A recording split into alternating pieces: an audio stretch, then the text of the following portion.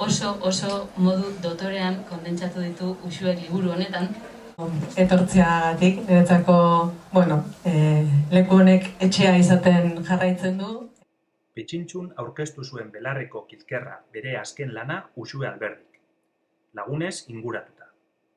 Miren Amuriza idazle eta bertsolariak egin zituen aurkezpen lanak, eta libururako Astoaren Arrantza, Sumai Sige eta Kitu, Minaren Gela eta Abarka istorioen kontalari izan duen Angel Ugarteburuk ere parte hartu zuen aurkezpenean.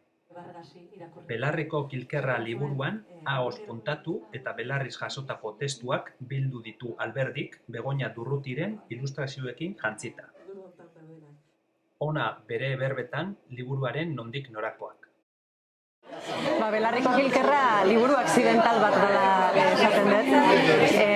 Beste liburu baterako ipuin bat askatu ezinik nenbilela, ipuin horrekin korapilatu eta blokeatu, eta halako baten akordatu nintzen gure aitak itxialdi garaian bidali zizkigun ahozko mezuekin.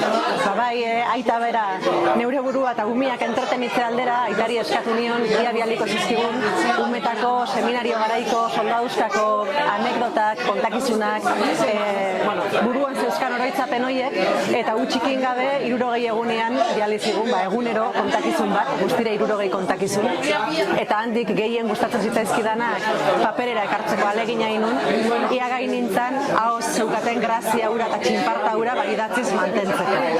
Ariketa hori gustatu, eta orduan hasi nintzen, inguruko jendia xaxatzen, inguruan kontalari ontzat, suertez, kontalari on asko dauzkat inguruan, eta hasi nintzen haiei tiraka historioak biltzen, eta historio hoiekin gehi ahotsak.eus web-orrian arrantzatutako beste batzuekin osatutako liburua da Belarriko Kilkerra, 60 kontakizun guztira, denak ahoz esanak, belarriz jasoak eta idatziz emanak.